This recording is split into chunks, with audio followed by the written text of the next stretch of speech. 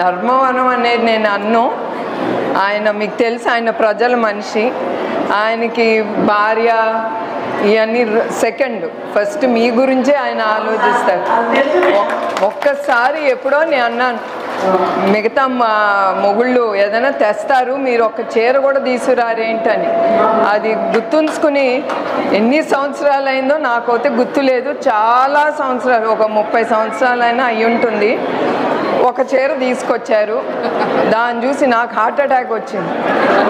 అంత ఘోరంగా ఉంది, ఎందుకంటే ఆ కలర్లు అవన్నీ చూసి. సో నేను అది మాత్రం సంతోషించాను. ఆయన ఎట్లయినా నా మొగుడు నాకు ఒక చీర తెచ్చారని అది బీరువాలో పెట్టి జాగ్రత్తగా దాచుకున్నాను. అది ఆయన ప్రేమతో తెచ్చారు కనుక.